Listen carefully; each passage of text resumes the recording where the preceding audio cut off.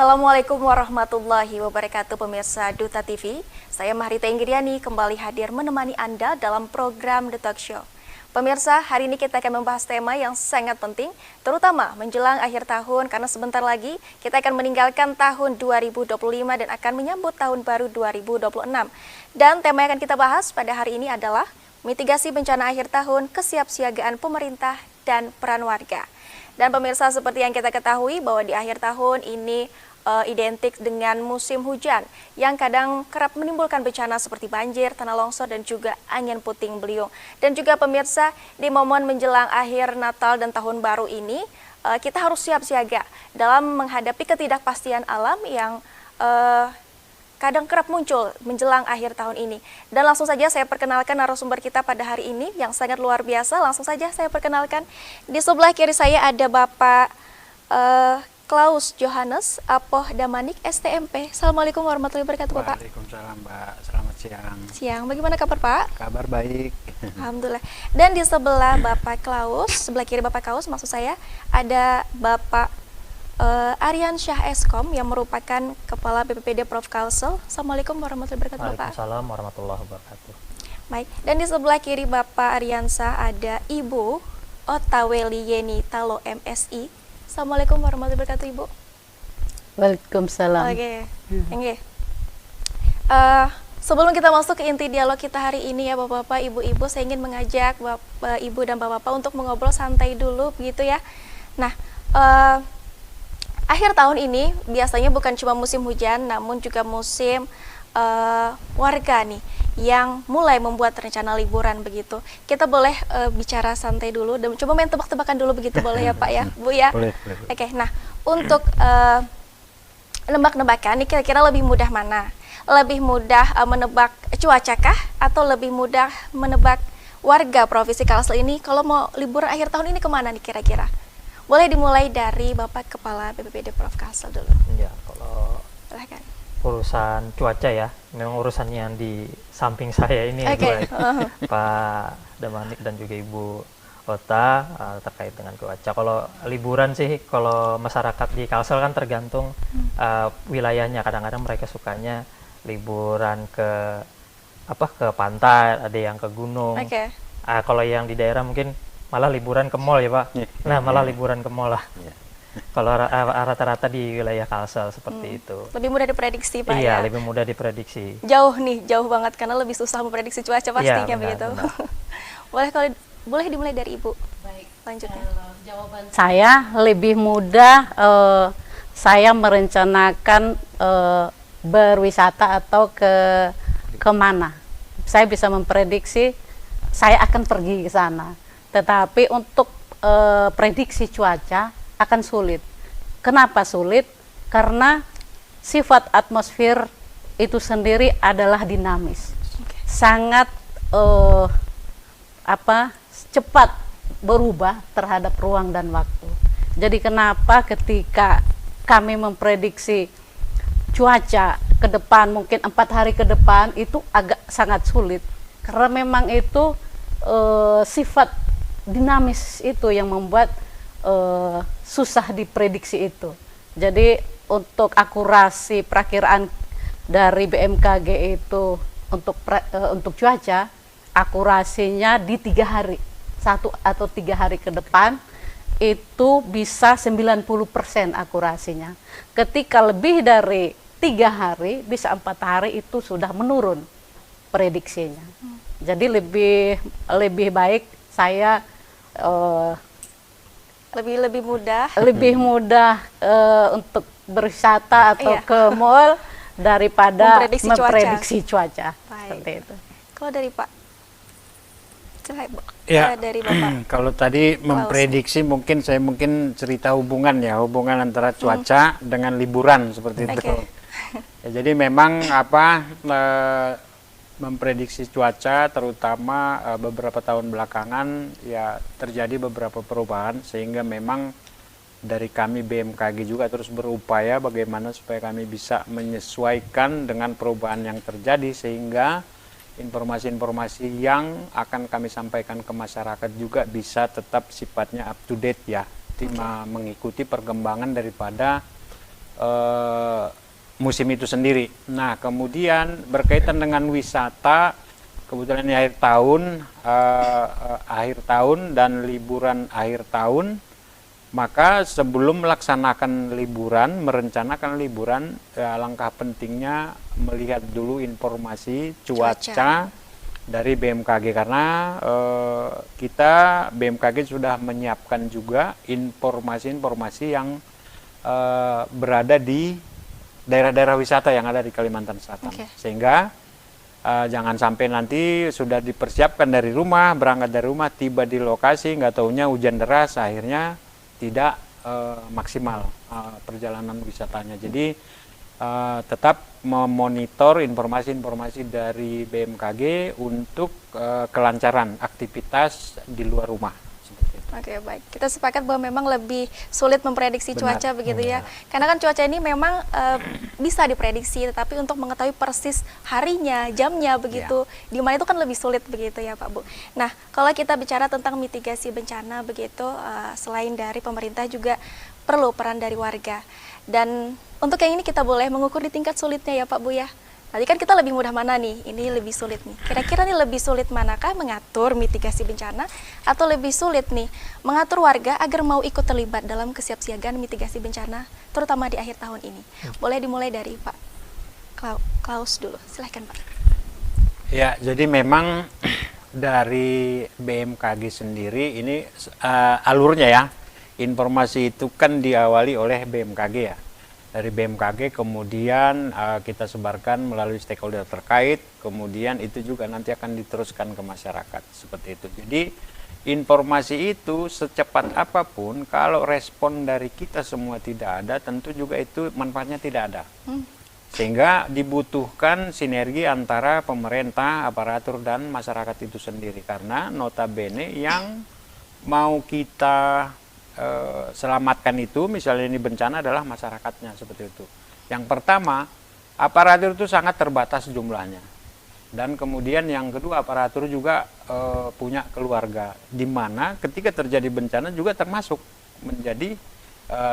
keluarga dari aparatur itu sendiri. Sehingga memang kita mengupayakan dari BMKG sendiri juga sudah melakukan beberapa upaya mitigasi melalui namanya sekolah lapang ya, bagaimana mengedukasi masyarakat, kemudian sosialisasi juga, bagaimana masyarakat bisa memanfaatkan informasi dari BMKG setelah mendapatkan lalu mengapain. Sehingga nanti kita berharap ke depan, termasuk mungkin BPBD juga seperti itu, bagaimana menciptakan masyarakat tangguh ya terhadap bencana. Artinya ketika itu terjadi, maka minimal masyarakat sudah bisa melakukan evakuasi mandiri tanpa harus dikomando, karena memang jangkauan aparatur ketika itu terjadi tidak sejauh ya seperti sosmed ini ya. Jadi alangkah bagusnya dengan edukasi, sosialisasi itu kita memberikan pemahaman kepada masyarakat ketika menerima informasi dia sudah tahu harus ngapain. Nah, itu goal dari kita sebetulnya itu, sehingga informasi-informasi dari kita, upaya-upaya yang dilakukan pemerintah melalui BPBD itu benar-benar bisa maksimal dan bisa diharapkan menyelamatkan banyak jiwa seperti itu ketika terjadi bencana, apalagi yang sifatnya sangat berdampak dan sangat besar seperti itu. Baik, kalau menurut Ibu Okta nih, gimana Bu? Baik, kalau menurut saya lebih mudah mengatur masyarakat atau lebih mudah mengatur sistem peringatan dini. Kalau menurut saya lebih mudah mengatur sistemnya, karena menurut saya kenapa masyarakat itu ketika kami memberikan informasi kepada masyarakat seperti yang dijelaskan oleh Pak Klaus tadi, bahwa ketika BMKG memberikan informasi, kami perannya di hulu, di awal, dan ketika kami memberikan informasi itu melalui BPBD akan meneruskannya ke masyarakat yang ada di bawah tanggung jawab BPBD itu sendiri. Apakah ketika masyarakat itu menerima informasi yang dikeluarkan oleh BMKG, mereka merespon tidak? Itu yang menjadi permasalahan. yang untuk wilayah Kalimantan sendiri. Kita tidak bicara wilayah lain, tapi bicara Di Kalimantan Provinsi Selatan. Kalimantan Selatan. Saya pernah berdiskusi juga dengan Pak Ari terkait masalah ini. Dijelaskan oleh Pak Ari bahwa di sini punya kearifan lokal tersendiri. Ketika terjadi hujan ekstrim misalnya, masyarakat itu sendiri punya kearifan lokal. Mereka membuat tempat yang lebih tinggi untuk menaruh barang-barang mereka. Itu adalah kearifan lokal mereka. Tetapi mereka tidak akan bergerak dari situ untuk menghindar ketika informasi bahwa di situ akan terjadi bencana atau banjir. Tidak akan menghindar karena mereka sudah mungkin karena kami sudah biasa hidup seperti ini, tidak mungkin akan berdampak seperti itu pemahaman mereka.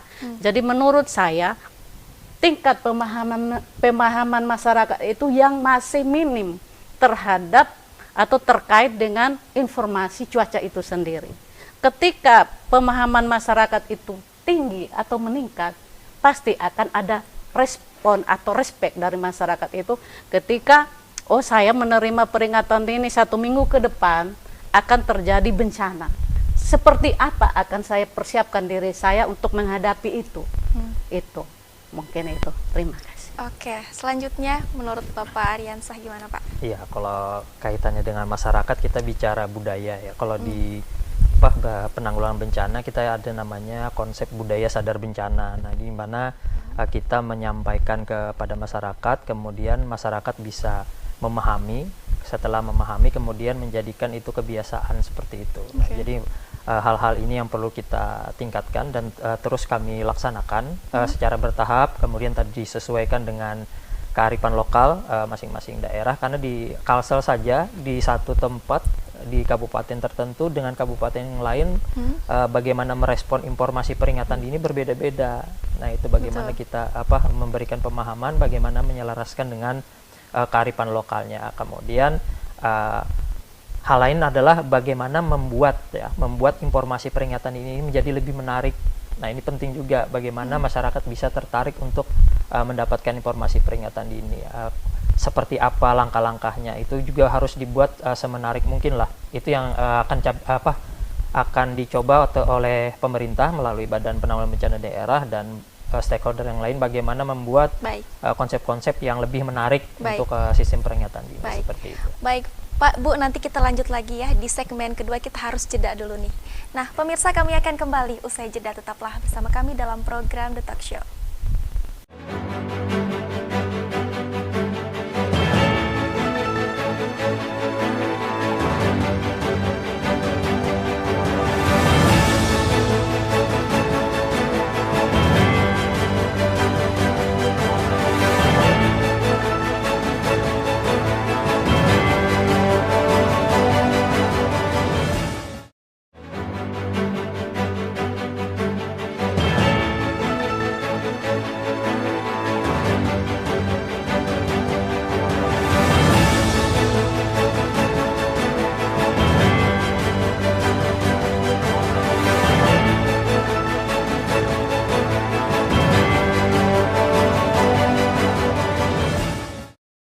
Kita kembali pemirsa pada program The Talk Show di segmen kedua.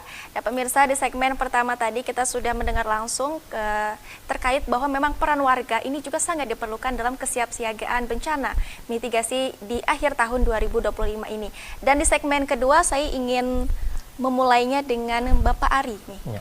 Pak, langsung saja Pak, bisa dijelaskan potensi bencana yang sering kali muncul nih di Provinsi Kalimantan Selatan ini, terutama menjelang akhir tahun ini Pak, silakan. Ya, baik. Kalau di Provinsi Kalimantan Selatan berdasarkan kajian risiko bencana di Provinsi Kalimantan Selatan kita yang dominan memang ada 5 jenis bencana yang cukup signifikan yang ada di Kalimantan Selatan. Yang pertama banjir, kita sama-sama tahu, kemudian kebakaran hutan dan lahan, kemudian kekeringan, juga ada potensi-potensi tanah longsor, kemudian yang sekarang disebut dengan cuaca ekstrim atau masyarakat umum biasa menyebutnya dengan angin puting beliung misalnya, atau angin kencang dan lain-lain.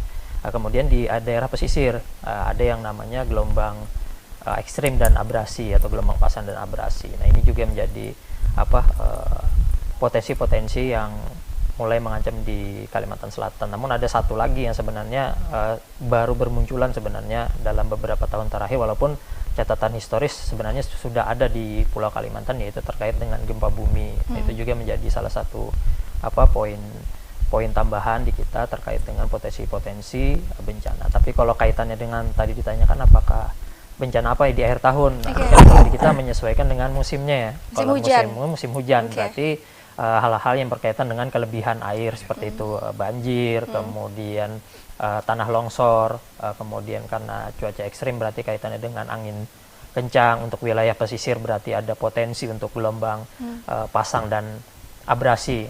Kalau di Kota Banjarmasin ya yang beberapa hari ini terjadi ya banjir rob jenis bencananya. Jadi banjir itu ada beberapa jenis ya, ada banjir genangan, ada kalau di daerah lereng atau pegunungan itu banjir bandang, dan juga banjir rob untuk di wilayah bagian hilir dari sungainya seperti itu, atau yang mendekati dari perairan lautnya seperti itu. Itu mungkin beberapa potensi bencana di Kalimantan Selatan. Gitu. Oke, baik.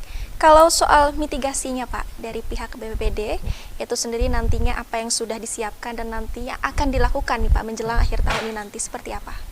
Baik, kalau untuk mitigasi kita bicara tujuannya adalah mengurangi resiko. Jadi ini perlu dipahami sama-sama dengan masyarakat bahwa tujuan mitigasi bencana adalah mengurangi resiko, bukan menghilangkan bencananya seperti itu. Nah, jadi kalau bencana itu untuk menghilangkan mungkin terlalu besar effortnya yang perlu kita lakukan, namun tetap kita laksanakan. Itu yang disebut dengan kegiatan pencegahan. Nah, kegiatan pencegahan kaitannya dengan, nah ini kalau kegiatan pencegahan, masyarakat juga perlu tahu bahwa targetnya adalah jangka panjang.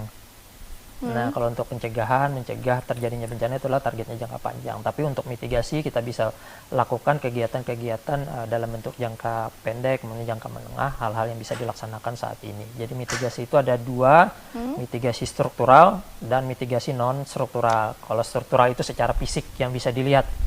Contoh misalnya di kota, misalnya Kota Banjarmasin, memperbaiki atau membersihkan drainase itu salah satu mitigasi struktural. Kemudian non strukturalnya seperti apa? Oh, masyarakatnya yang lebih diberi pemahaman. Oh, bagaimana mengubah budaya, misalnya budaya membuang sampah sembarangan yang dapat mengurangi resiko bencana. Itu satu misalnya, itu mitigasi non strukturalnya. Kemudian bagaimana memberikan informasi lebih awal terkait sistem peringatan dini. Nah, itu juga disiapkan. Nah, untuk Kalimantan Selatan, untuk di tahun ini, untuk mitigasi struktural, kita mendapatkan bantuan untuk pemasangan sirine peringatan dini di dua kota yang memang penduduknya lumayan banyak dan beresiko tinggi juga untuk banjir dan bencana lainnya, di Kota Banjarmasin dan juga di Kota Banjarbaru. Nah, kita mendapatkan secara fisik ya mitigasi strukturalnya, kita menyiapkan sirine peringatan dini. Kemudian untuk edukasi itu kita juga laksanakan bekerja sama dengan stakeholder terkait. Kaitannya dengan kesehatan, kita masukkan di dalam kegiatan misalnya Posyandu, bagaimana tim Posyandu juga melanjutkan informasi-informasi tadi, edukasi ke tingkat keluarga atau yang disebut di kami program keluarga tangguh bencana. Nah, kemudian di tingkat sekolah ada yang namanya Satuan Pendidikan Aman Bencana, bahkan di kerjasama juga dengan BMKG dengan nama sekolah iklimnya seperti itu. Juga dengan dinas-dinas lain yang kaitannya dengan edukasi lah, komunikasi, informasi dan edukasi terkait kebencanaan. Dua hal ini yang dilaksanakan di Provinsi Kalimantan Selatan. Kaitannya tadi dengan libur ada juga. Nah, di tahun ini kita juga kerjasama dengan Dinas Pariwisata, bagaimana kita memperkuat kapasitas dari Pokdarwis ya namanya, Pokdarwis atau petugas pariwisata. Nantinya bagaimana mereka diberikan pemahaman, kemudian diberikan pelatihan bagaimana menangani situasi darurat pada saat misalnya masa libur yang banyak masyarakat yang berada di tempat wisata, bagaimana melengkapi fasilitas wisata untuk mengurangi resiko bencana. Itu juga kami laksanakan bekerja sama dengan stakeholder terkait seperti itu. Oke, baik. Nah, saya ingin beralih ke Ibu Ota nih. Ibu Ota merupakan kepala stasiun meteorologi, begitu. Nah, untuk pemerintah ini kan diharapkan untuk selalu memberikan updatean informasi begitu untuk masyarakat warga tentang perkiraan cuaca begitu. Nah, untuk perkiraan cuaca nih Bu, di akhir tahun ini seperti apa? Beberapa pekan terakhir ini kan kita sudah mengalami banjir, cuaca yang terus-menerus hujan di daerah-daerah, apalagi di daerah-daerah yang rawan begitu kan, ini sudah pasti harus lebih diperhatikan begitu. Nah, untuk dari segi stasiun meteorologi itu sendiri, Bu, prediksi cuaca ini nantinya seperti apa nih akhir tahun ini nanti? Baik, untuk bicara prospek cuaca, Betul. saya tidak akan bicara panjang, karena nanti yang panjang itu adanya di Meteorologi. Betul. Batasan saya seminggu. Oke. Hanya seminggu itu, Karena memang jangka pendek aja ya meteorologi ini ya. cuaca jangka pendek, cuman seminggu. Saya ini informasi kami update setiap hari. Oke. Prediksi cuaca bisa seminggu ke depan atau 3 hari ke depan, atau no casting harian, jangka pendek harian. Terus ada juga peringatan dini. Terus peringatan banjirop, peringatan tinggi gelombang yang merupakan tanggung jawab kami juga di stasiun meteorologi Samsudin Nur, dan peringatan dini cuaca ekstrim ketika terjadi cuaca ekstrim. Itu kami update setiap hari dan disebarkan melalui seluruh WA group. Ada WA group, ada Instagram juga. Terus ada media milik Kominfo yang kami sebarkan juga. Setiap hari kami update informasi perakiraan tersebut. Dan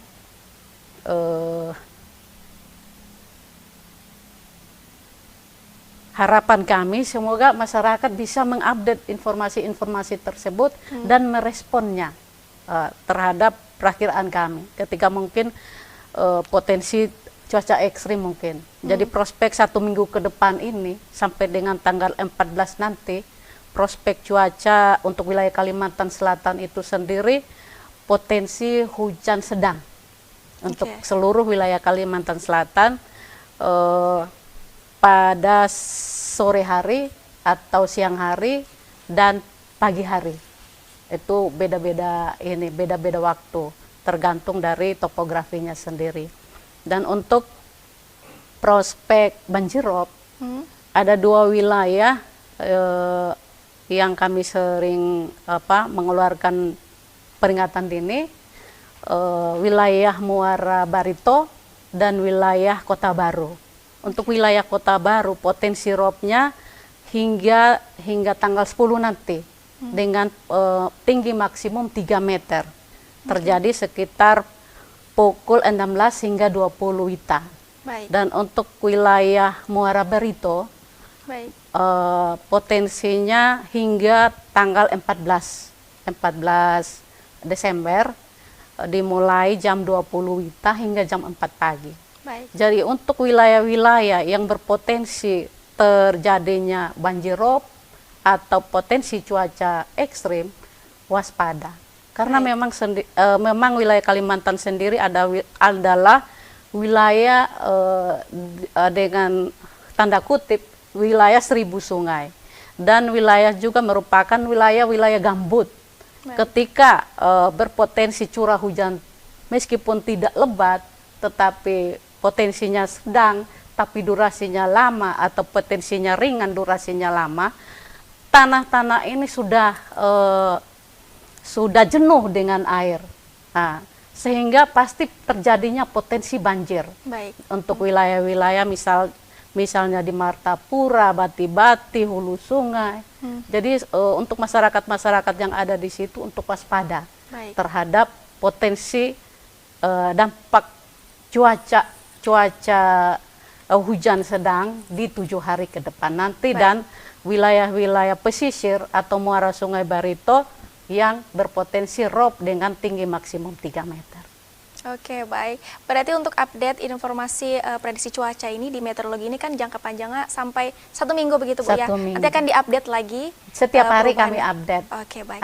Dan saya meluruskan untuk potensi puting beliung, untuk saat musim hujan atau puncak musim hujan, Oke. tidak ada potensi puting beliung. Baik. Puting beliung itu terjadi pada masa pancaroba atau peralihan musim. Baik. Jadi mungkin kita karena menghadapi musim hujan, jadi yang kita waspada hanya Oke. potensi banjir Baik. dan banjir rob, gelombang tinggi, angin kencang. Seperti itu. Oke, baik. Saya ke Pak Klaus nih Pak. Pak, untuk melanjutkan informasi dari stasiun meteorologi ini tadi, dari segi prediksi iklim begitu Pak, bagaimana?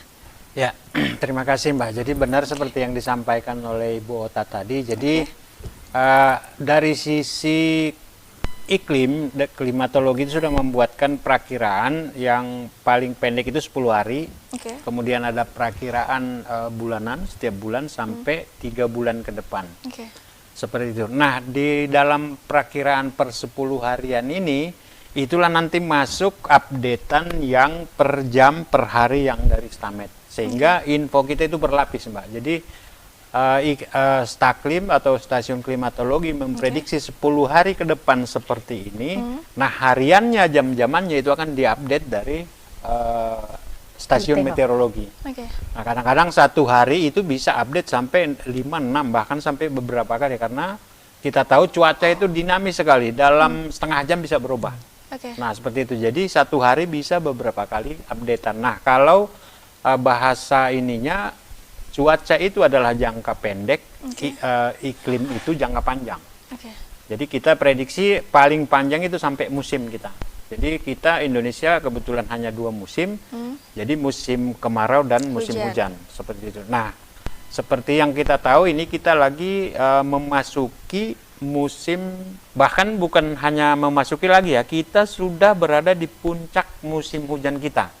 Karena awal musim hujan kita diawali dari September kemarin, kemudian Oktober. Nah, puncaknya itu ada hampir separuh wilayah Kalsel itu puncak hujannya itu di November, kemudian sebagian ada di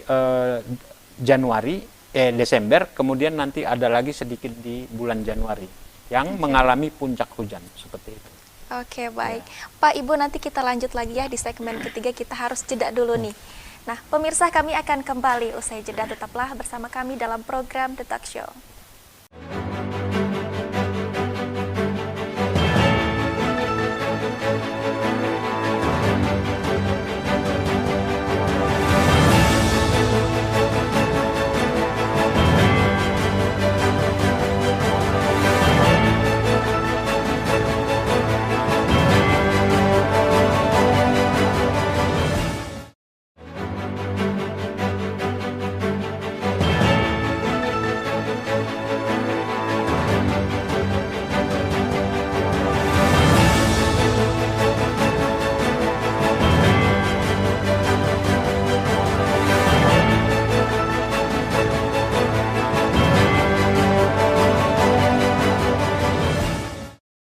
Kita kembali pemirsa pada program The Talk Show di segmen ketiga.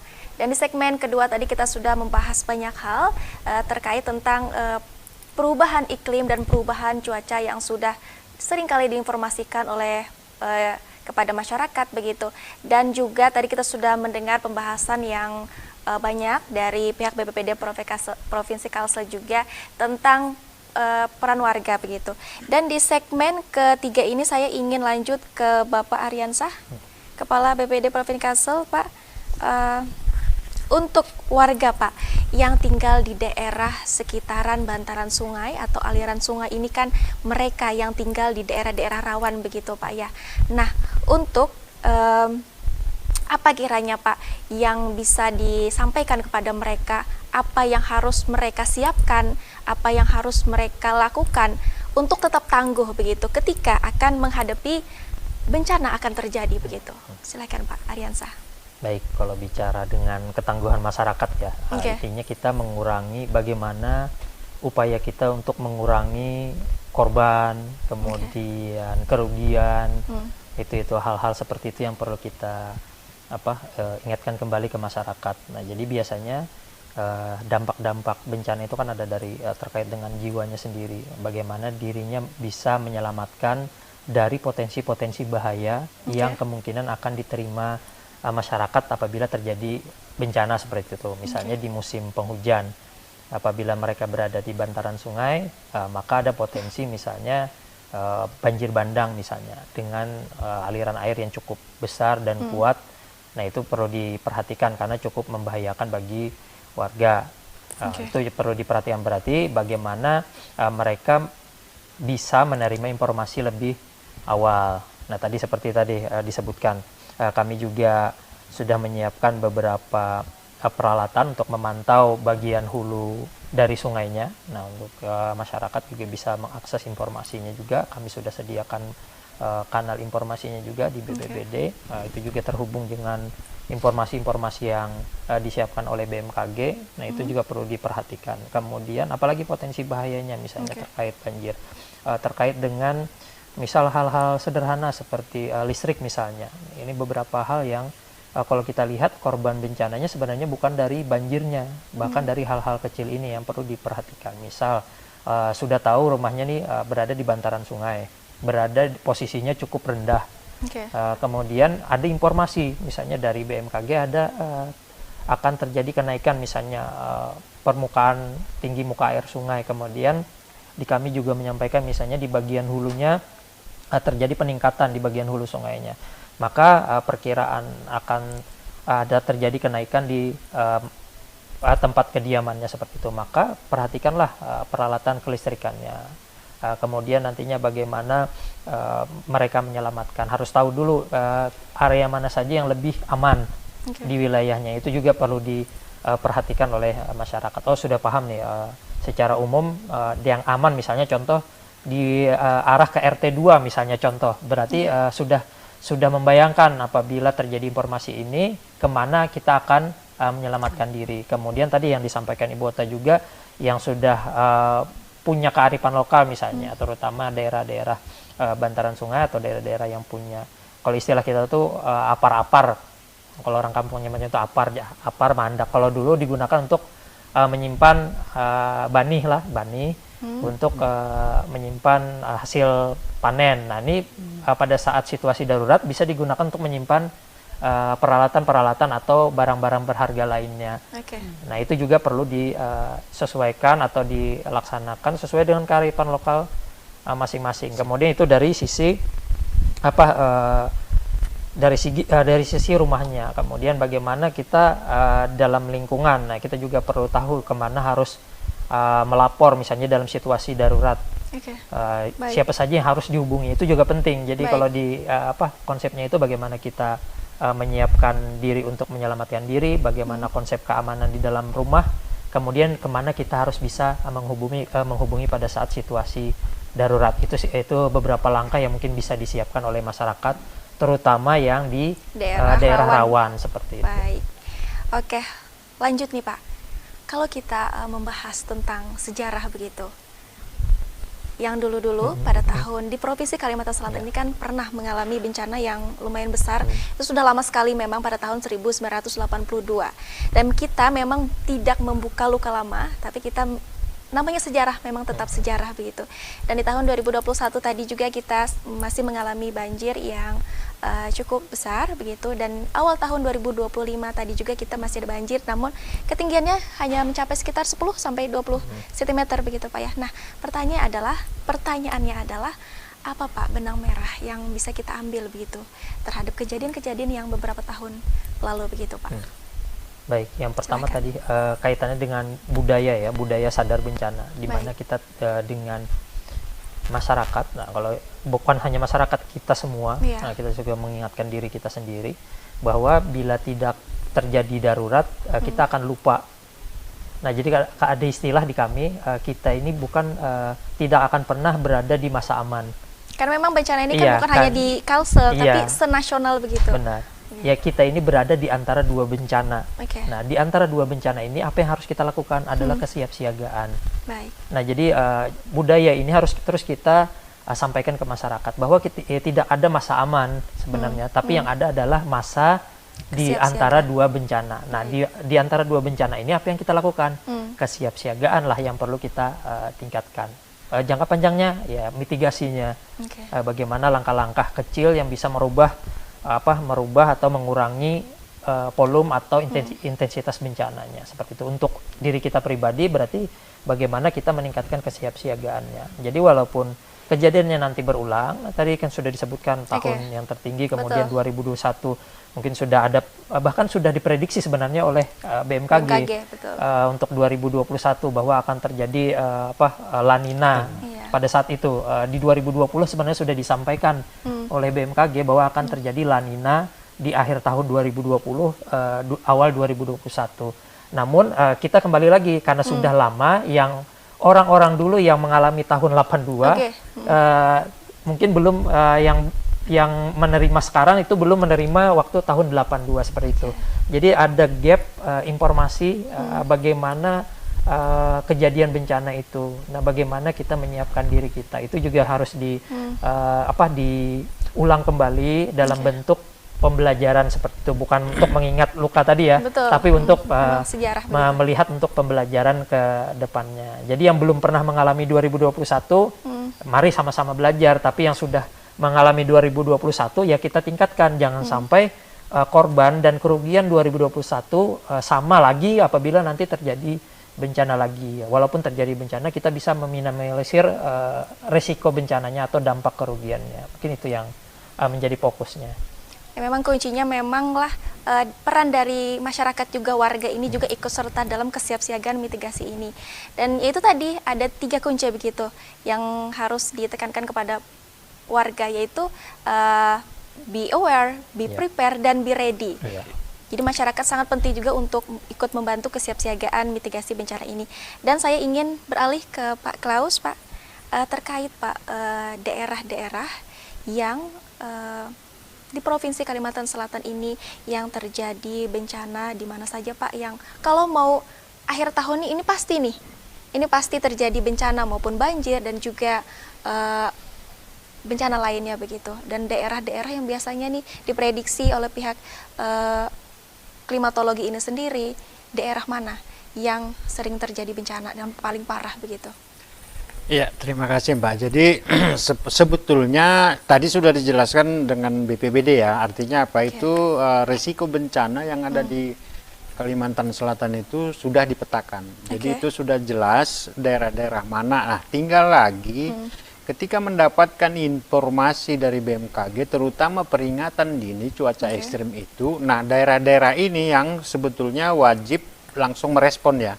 Nah, ketika disampaikan bahwasanya akan terjadi curah hujan tinggi, angin kencang di daerah ini, nah masing-masing masyarakat ataupun pihak terkait tinggal melihat potensi daerahnya. Kira-kira daerah saya termasuk apa? Nah, tinggal menyesuaikan lalu actionnya dari sana sebetulnya. Nah, ini kita lakukan rutin seperti yang kita sampaikan tadi, dalam 1 hari ketika ada perubahan berapa kali pun segitu juga kita akan update informasinya. Seperti itu, sehingga masyarakat kita harapkan tidak ketinggalan informasi. Nah, kadang-kadang begitu ada informasi seperti yang kita sampaikan barusan ya, itu biasa seperti itu gitu, seakan-akan sudah terbiasa ya.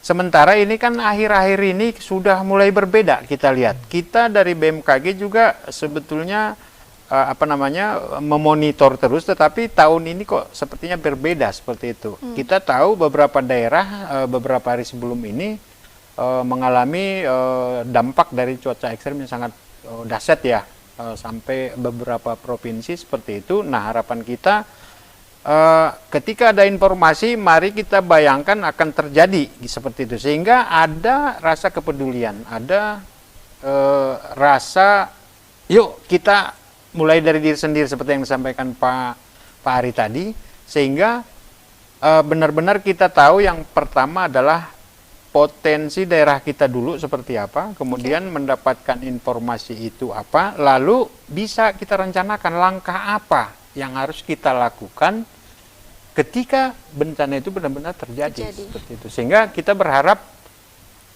masyarakat ketika terjadi bencana itu minimal bisa melakukan evakuasi mandiri, menyelamatkan dirinya sendiri. Kadang-kadang ketika terjadi, jangankan menyelamatkan ini, malah bingung, panik ya. Iya. Seharusnya larinya ke sana, malah mengarah ke datangnya air, misalnya seperti itu. Iya. Akibat ketidaktahuan. Nah, ini yang perlu sebetulnya dimiliki oleh setiap masyarakat kita, dan itu menjadi PR kita juga, bagaimana secara masif ini kita bisa sosialisasikan ataupun memitigasi masyarakat, karena seperti ada orang bijak bilang, sesuatu yang sering-sering dilakukan itu akan menjadi kebiasaan. Nah, kebiasaan yang terus-menerus kita kerjakan akan menjadi budaya, habit. Jadi tanpa dikomando, ketika terjadi sesuatu, tanpa hadirnya ibaratnya siapapun, sudah terekam. Artinya minimal evakuasi mandiri dulu. Sudah mengerti, oh ini saya harus lakukan ini, tanpa dikomando. Karena apa? Sudah terekam. Artinya tidak lagi harus ada pengumuman ataupun apa, tapi begitu menerima info, mereka sudah mandiri, bisa tahu langsung mau berbuat apa, seperti itu. Jadi kita berharap goalnya itu bisa sosialisasi yang kita lakukan memang tidak bisa kapan kita mau, tapi ini harus masif. Terus menerus kita lakukan dengan harapan bisa sampai ke puncak menjadi budaya tadi. Sehingga harapan kita masyarakat yang tangguh bencana itu juga benar-benar bisa kita capai ke depan dengan sinergi dan kolaborasi berbagai pihak. Saya rasa tidak mungkin hanya dilakukan BPBD, tidak mungkin hanya dilakukan oleh BMKG, tetapi harus bersinergi antara masyarakat dan stakeholder lain yang memang berkaitan dengan kebencanaan itu sendiri. Baik.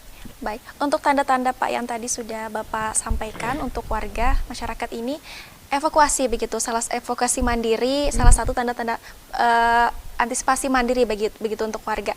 Nah, bentuk evakuasi mandiri ini sendiri seperti apa Pak untuk mengetahui tanda-tanda bencana ini akan terjadi yang mungkin bisa warga ini persiapkan? Ataukah misal seperti ini sudah pasti nih musim hujan di akhir tahun, atau dalam 1-3 hari atau 7 hari ini hujan ini pasti nih kemungkinan akan banjir, atau seperti apa Pak kiranya prediksi itu? Ya, jadi kita ada peringatan dini yang sifatnya harian ya. Itu mungkin ada di Ibu Ota. Kemudian ada juga peringatan dini 3 harian, termasuk yang rob itu sampai beberapa hari gitu. Jadi memang informasinya itu kita sudah sampaikan sedini dan selengkap mungkin ya. Karena tadi hampir 90% bencana yang ada di Indonesia adalah bencana hidrometeorologi. Dan itu semua ada di BMKG awalnya gitu informasinya. Jadi memang kita berupaya bagaimana menyampaikan informasi secepat dan sedini mungkin sehingga masyarakat itu bisa lebih awal mengetahui dan bisa mengambil langkah-langkah seperti itu. Nah, baik. Nanti kita lanjut lagi Pak ya di segmen keempat. Kita harus jeda dulu nih. Pemirsa, kami akan kembali usai jeda, tetaplah bersama kami dalam program The Talk Show.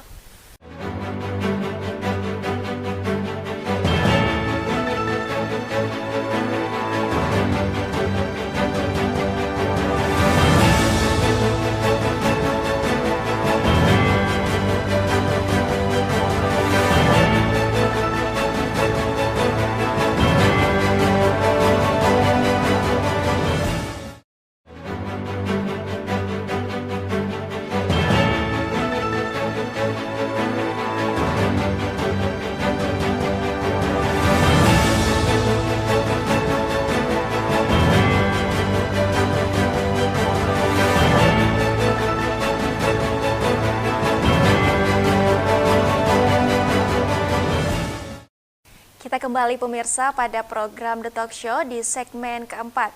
Dan di segmen ketiga tadi kita sudah membahas banyak hal tentang pentingnya peran warga dalam kesiapsiagaan mitigasi bencana akhir tahun, terutama di akhir tahun 2025 ini.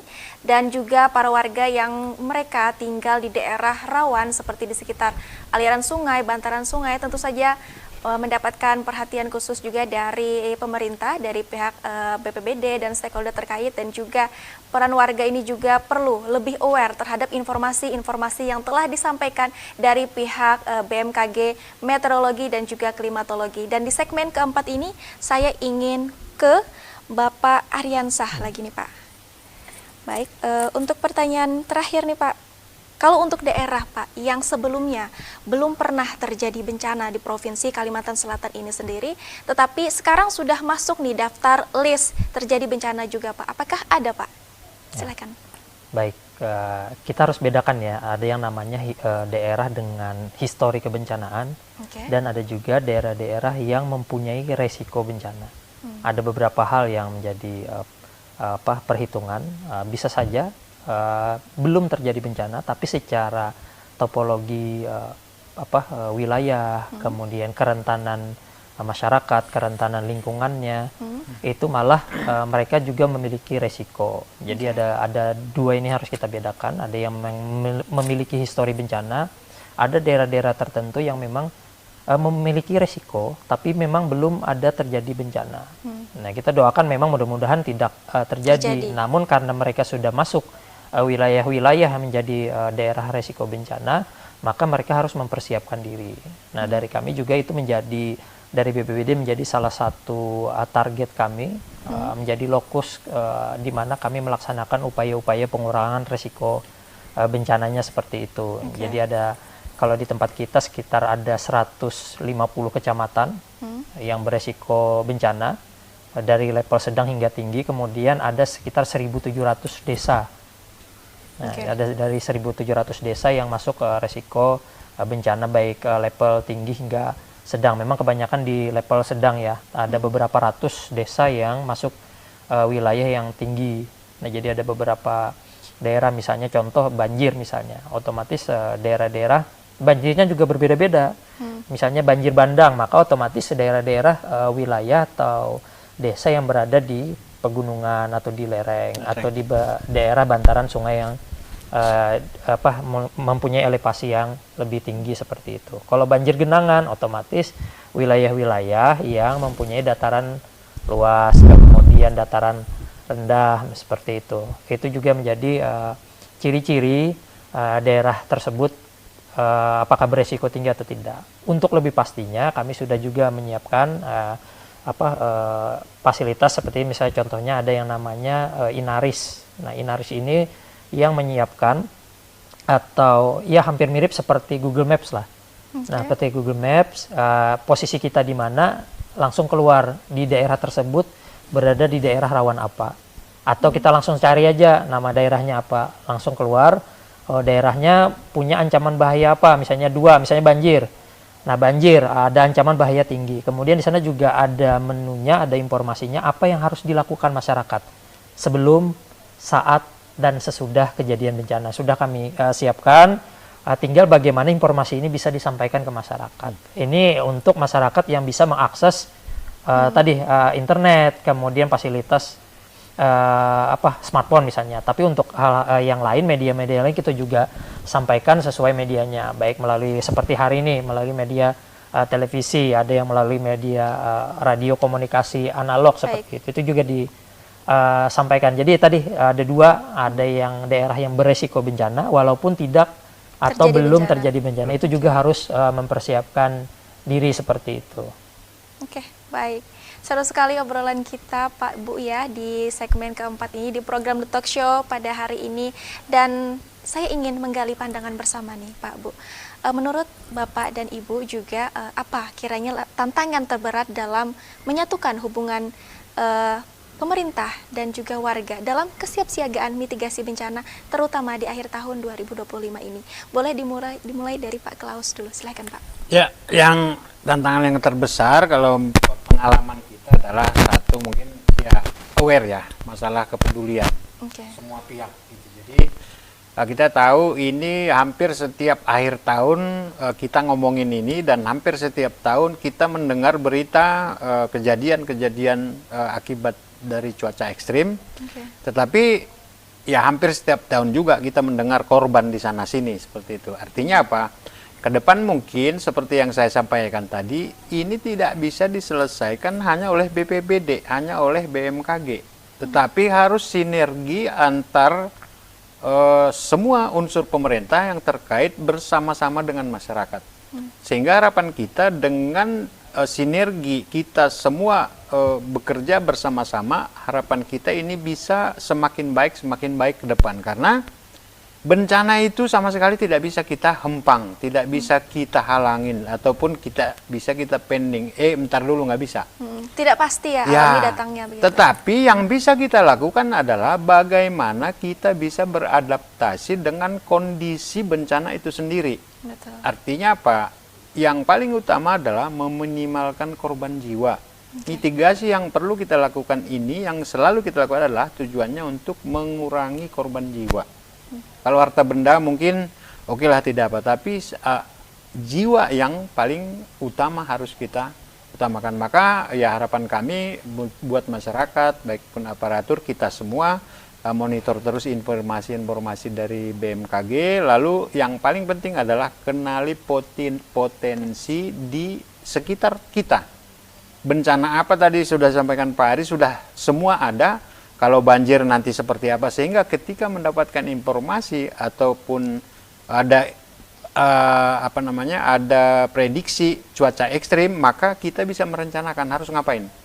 Artinya seperti itu dulu, sehingga kita berharap melalui sosialisasi yang seperti itu bisa dilakukan secara mandiri oleh masyarakat, sehingga korban jiwa juga akan semakin minimal ya, semakin sedikit, sehingga harapan kita tahun ke tahun dengan kondisi perubahan yang sudah terjadi sebetulnya ini, kita bisa beradaptasi dengan lingkungan yang seperti itu, dan korban-korban juga bisa kita minimalisir dengan bersinergi tadi, bekerja bersama-sama, sehingga kita bisa bergandengan tangan termasuk dengan masyarakat, sehingga rasa aman itu benar-benar bisa kita wujudkan melalui sinergi yang kita lakukan seperti itu.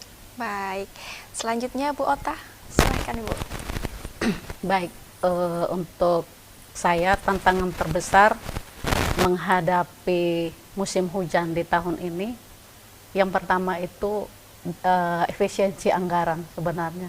Karena kita lihat contoh kejadian Aceh, ketika pemerintah mengadakan posko, dana dari mana untuk membuat posko itu sendiri, pasti kewalahan menghadapi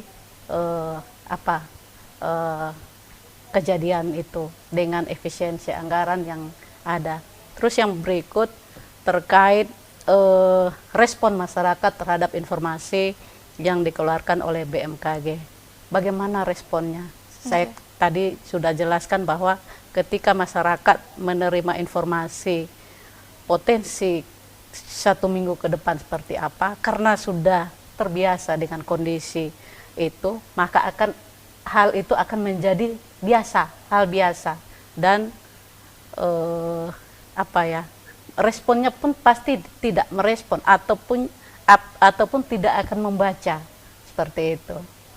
Ketika menerima sambil lalu, oh ini informasi BMKG, mungkin di skip atau di apa, karena sudah biasa, hal yang biasa. Karena periode ulang untuk ekstrimnya sendiri pasti kan lama, periode lama ini. Tidak serta-merta sehari 2 hari langsung dari tahun 2021, dari 82 sampai 2021 itu kan ekstrim. Baik. Jadi dihitung dari itu kan masyarakat itu sendiri tidak memahami itu. Karena tingkat kesadaran masyarakat itu saya bilang masih rendah terhadap pemahaman informasi cuaca sendiri. Dan yang ketiga, masalah yang paling berat itu menangkal hoax. Baik. Kami BMKG itu yang paling berat itu menangkal hoax. Ketika kondisi ekstrim, cuaca ekstrim atau terjadi bencana, pasti bermunculan informasi-informasi hoax. Jadi yang paling berat itu buat kami. Baik. Terima kasih. Baik. Selanjutnya boleh dari Pak Ari, silakan Pak. Baik ya, pertama kita perlu ingat belajar juga bagaimana budaya sadar bencana. Contoh di negara Jepang misalnya, hal-hal kecil yang bisa kita tiru, misal bagaimana anak-anak sekolah di sana menggunakan satu tas dengan model yang sama. Baik.